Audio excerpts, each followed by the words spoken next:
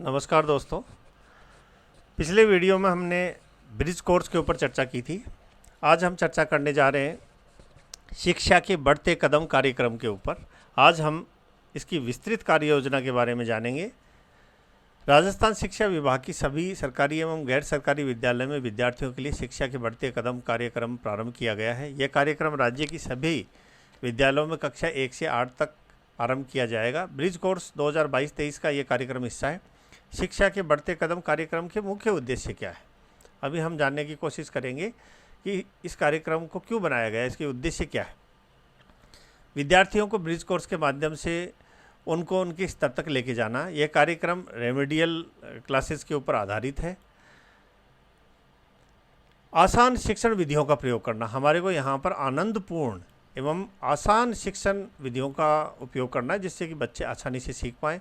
शिक्षकों के कार्यभार को कम करने की कोशिश की गई है जिससे वो अधिक से अधिक समय अध्ययन अध्यापन में दे पाएँ। शिक्षा के बढ़ते कदम कार्यक्रम की विस्तृत दिशा निर्देश अभी हम चर्चा करेंगे। सबसे पहला है लर्निंग गैप्स, और उसमें हमारे को ध्यान रखने वाली बिंदु है लर्निंग गैप्स को दूर करने के लिए ब्रिज रेमेडिएशन कार्यक्रम। इसके अंदर हमारे को बच्चों के उनके स्तर के आधार पर पृथक पृथक समूह बनाने हैं और उनका रेमेडियल शिक्षण प्रारंभ करवाना है। इसी की सबसे पहली इकाई है वर्कबुक का वितरण। हमारे को वर्कबुक डिस्ट्रीब्यूशन का ध्यान रखना है। बच्चों तक वर्कबुक पहुंच जानी चाहिए। वर्कबुक पर उनका प्रैक्टिस प्रारंभ हो जाना चाहिए। वर्कबुक के ऊपर ब्रिज कोर्स के वीडियो में मैंने बड़ी विस्तार से समझाया है। अगर अधिक जानकारी चाहिए तो आप ब्रिज कोर्स के वीडियो को देख लें। ब्रिज रेमेडिएशन कार्यक्रम के चरण, ये महत्वपूर्ण चीज़ है। ब्रिज रेमेडिएशन कार्यक्रम को 2 चरणों में बांटा है हमने। पहला चरण है जो 1 जुलाई से सितंबर 22 तक चलेगा। इसमें बताया गया है कि प्रत्येक सप्ताह सोमवार से शुक्रवार प्रति दिवस 8 कालांश में से 4 कालांश वर्कबुक पर आधारित होंगे। अगले 4 कालांश एड ग्रेड की विषय वस्तु का अध्ययन करवाया जाएगा, यानी 4 कालांश आपको वर्कबुक पर पढ़ाना है और 4 कालांश उनको एट द ग्रेड विषय वस्तु के बारे में अध्ययन करवाना है। फिर आप आगे आ जाते हैं। रेमेडियल शिक्षण के दौरान विद्यार्थियों को लर्निंग लेवल के आधार पर 2 समूह में बांटना है। सेकंड जो चरण है, इसका सेकंड फेस है, वो है अक्टूबर 22 से अप्रैल 23 तक। यहाँ प्रत्येक सप्ताह सोमवार से शुक्रवार प्रति दिवस 2 कालांश रेमेडियल शिक्षण के लिए निर्धारित है। यहाँ सिर्फ 2 ही कालांश है जो रेमेडियल शिक्षण के लिए निर्धारित है। अभी हम कक्ष प्रक्रिया की बात करते हैं। कक्षा कक्ष के अंदर कौन कौन सी प्रक्रिया है जिनको हमारे को सावधानी रखनी है। कक्षा कक्ष के अंदर सबसे पहले आ जाता है वर्कबुक। वर्कबुक का अभ्यास हमारे को कक्षा कक्ष में करवाना है। जो कठिनाइयाँ आती हैं, जो डाउट्स होते हैं, वो बच्चों के ब्लैक बोर्ड के ऊपर सोल्व करना है। शिक्षक ध्यान दे कि उनको एक पैटर्न है, उसको फॉलो करना है। शिक्षण, अभ्यास, आकलन और समर्थन, ये एक पैटर्न है। उसी प्रक्रिया से बच्चों को वर्कबुक, उनकी समस्याओं का समाधान करना, उनकी डाउट्स को सॉल्व करना। ब्रिज रेमेडिएशन प्रोग्राम के दौरान 4 महत्वपूर्ण कक्षा प्रक्रिया हैं जिनके बारे में मैंने अभी आपको बताया है।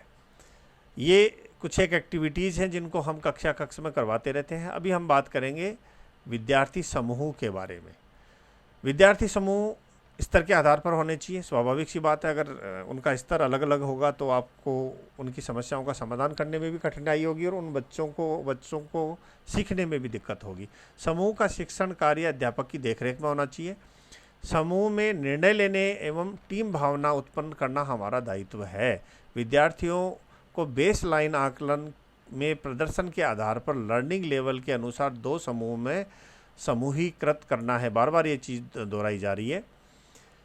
यहाँ पर एक चीज़ और महत्वपूर्ण बताई गई है। शिक्षकों द्वारा वर्कबुक में ग्रुपिंग टूल का उपयोग करके 60% से अधिक स्कोर वाले विद्यार्थियों को समूह 1 में बांटना है और 60% से कम वालों को समूह 2 में बांटना है। यानी जो डेडलाइन है वो 60% की है। यहाँ पर यह भी बताया गया है कि जिस विद्यालय के अंदर 1 टीचर है वहाँ पर विद्यार्थियों का समूह किस प्रकार से होगा और कौन सा अध्यापक किस समूह को देखेगा। जहाँ 2 शिक्षक हैं, जैसे हम एक उदाहरण ले लेते हैं, एकल शिक्षक प्राथमिक विद्यालय। यहाँ पर शिक्षक 1 है, समूह आप 1 बनाएंगे कक्षा 1 से 2 का, समूह 2 बनाएंगे 3 से 5 का, और समूह 3 बनाएंगे 3 से 5। यहाँ पर आपको दक्ष विद्यार्थी जो कक्षा 1 है, यहाँ पर आपको ये ध्यान देना है कि एक ही जो अध्यापक है उनको समूह 1 के लिए भी काम करना है, और वही अध्यापक है उनको समूह 2 के लिए काम करना है। और यहाँ पर समूह जो 3 है वो उन विद्यार्थियों के लिए है जो विद्यार्थी दक्ष हैं और दक्षता से अधिक जानकारी रखते हैं, उनको रेमेडिएशन की ज़रूरत नहीं है। इसी प्रकार जहाँ 3, 4 और उससे अधिक अध्यापक हैं उनका विभाजन यहाँ पर किया गया है। अभी हम बात करेंगे आकलन की। आकलन शिवरा पंचांग के अनुसार दक्षता आकलन हो, यह महत्वपूर्ण चीज़ है। शिवरा पंचांग में निर्धारित समय 3 दक्षता आधारित आकलन किए जाने हैं 5 से 8 के अतिरिक्त। कक्षा 5 व 8 के विद्यार्थियों के लिए 2 दक्षता आधारित आकलन होंगे, essay 1, essay 2 आयोजित किए जाएंगे। ये बोर्ड परीक्षाओं के पश्चात यथावत रहेगी। बेसलाइन आकलन जैसे ही हमारा सेशन स्टार्ट हो जाता है, पहला चरण प्रारंभ होता है, सत्र प्रारंभ के 10 दिन के भीतर हमारे को ये काम कर लेना चाहिए, जिससे हम बच्चों को समूह में बांट सकें, जब हमारे को पता चल सके कि कौन सा बच्चा किस समूह के लिए।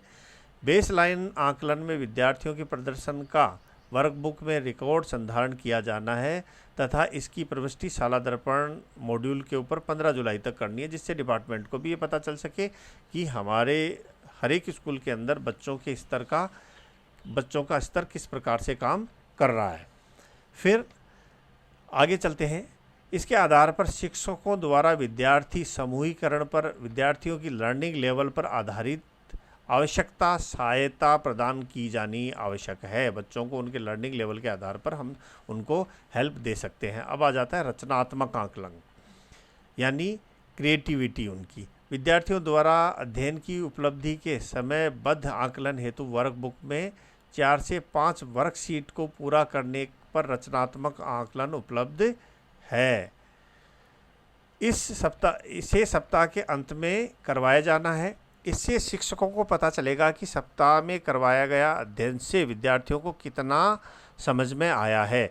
ये रचनात्मक आकलन है। अभी अब बात करते हैं हम योगात्मक आकलन। शिक्षक प्रक्रिया कितनी सफल रही, इसका ज्ञान करने के लिए अधिगम आकलन के लिए त्रैमासिक रूप से योगात्मक आकलन किया जाना है, यानी हर 3 महीने के बाद में योगात्मक आकलन होगा। योगात्मक आकलन प्रपत्र के 2 भाग हैं, भाग ए और भाग बी। भाग ए बिहाइंड ग्रेड की दक्षताओं पर आधारित 10 से 15 वस्तुनिष्ठ प्रश्न विभाग द्वारा उपलब्ध करवाए जाएंगे। अभी भाग हम बी में आ जाते हैं, या ग्रेड बी के अंदर। यहाँ पर ग्रेड स्तरीय दक्षताओं पर आधारित प्रश्न होंगे, जिनका निर्माण शिक्षक स्वयं के स्तर पर तथा उत्तर पुस्तिका जांच शिक्षक नियमित प्रक्रिया द्वारा करेंगे, और इसका डाटा भी हमारे को शाला दर्पण पर एंटर करना है। अभी पेरेंट टीचर मीटिंग, और ये एक महत्वपूर्ण चीज़ है। जब भी पेरेंट टीचर मीटिंग होती है, हमारे को बच्चों की प्रोग्रेस उन पेरेंट्स के साथ में शेयर करनी है।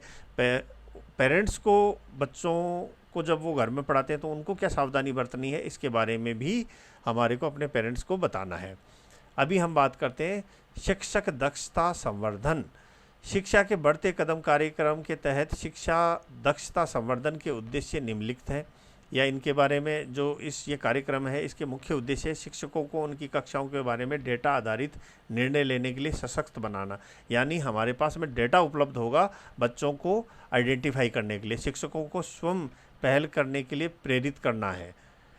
विद्यार्थियों की दक्षता के आधार पर समूह निर्माण कर समूह अध्ययन करवाना है। विद्यार्थियों को दक्षता प्राप्ति हेतु गतिविधि आधारित शिक्षण करवाना है। अभी एक चीज़ और यहाँ पर ऐड हुई है, शिक्षक ऐप। एक ऐप डेवलप किया जा रहा है, ये बहुत महत्वपूर्ण चीज़ है। यहाँ से हम टेक्नोलॉजी के फील्ड में एंटर हो रहे हैं। हमारी जो बच्चों का डाटा है, बच्चों का जो समूह है, बच्चों का जो ग्रेड है, बच्चों का लर्निंग आउटपुट्स है, ये सारा हमारे पास में डिजिटली उपलब्ध होगा। इस ऐप को हमारे को किस प्रकार से यूज़ करना है, इसी के बारे में अभी हम थोड़ा सा चर्चा करेंगे। इस ऐप के माध्यम से शिक्षक कक्षा के विद्यार्थियों का योगात्मक मूल्यांकन में प्रदर्शन की जानकारी प्राप्त कर पाएगा। विद्यार्थियों के प्रदर्शन के आधार पर ऐप यह भी दिखाएगा कि उन्हें किस लर्निंग लेवल के समूह में विभाजित किया जाए, यानी अध्यापक इस ऐप के माध्यम से बच्चों को लर्निंग लेवल ग्रुप्स के अंदर भी डिवाइड कर पाएंगे। सुधार योग्य दक्षता को फिर से पढ़ाने के लिए ऐप के माध्यम से हमारे को ये भी पता चलेगा कि किस बच्चे को दोबारा पढ़ाने की ज़रूरत है, उसमें सुधार की ज़रूरत है। इस ऐप को जानने व उपयोग करने के संबंध में शिक्षकों को प्रशिक्षण दिया जाएगा। स्वाभाविक सी बात है, अगर नई कोई टेक्नोलॉजी लॉन्च हो रही है तो उसका ट्रेनिंग शेड्यूल डिपार्टमेंट ज़रूर निकालेगा। इसका प्रशिक्षण 2022-23 का जो सेशन है उसी के दौरान पीओ स्तर पर होंगे और ये जो प्रशिक्षण और इस ऐप को की जानकारी शिक्षकों को तो उपलब्ध करवाने की जिम्मेदारी RSCIRT उदयपुर को दिया गया है, वो नोडल रहेंगे इसके लिए। अभी हम बात करते हैं SKB के कार्यक्रम का प्रबोधन। यद्यपि कार्यक्रम में शाला दर्पण प्रविष्टि तथा ऐप के माध्यम से विद्यार्थियों की प्रगति की नियमित जानकारी प्राप्त होती रहेगी, परंतु कार्यक्रम को सुचारू क्रियान्वयन के लिए राज्य सरकार से संस्था प्रधान तक कार्यक्रम का नियमित एवं प्रभावी प्रबोधन होना बहुत जरूरी है, जो SKB के तहत होगा। कार्यक्रम के लिए क्रियान्वयन कार्य योजना बनाई जाएगी। वर्कबुक की पहुंच सुनिश्चित करना महत्वपूर्ण है। बगैर वर्कबुक के ये ब्रिज कोर्स और हमारा जो ये महत्वपूर्ण कार्यक्रम है शिक्षा के बढ़ते कदम दोनों सफल नहीं हो सकते। वर्कबुक की पहुंच होने तक डाउनलोड की गई वर्कशीट से अध्ययन प्रारंभ करवाना। जब तक वर्कबुक नहीं पहुंचती है शाला दर्पण से हमारे को वर्कशीट डाउनलोड करनी है और वो बच्चों को उपलब्ध करवानी है। विद्यालय विजिट के दौरान प्रगति की समीक्षा भी करनी है। आशा करता हूँ ये वीडियो आपके लिए बहुत उपयोगी होगा। धन्यवाद।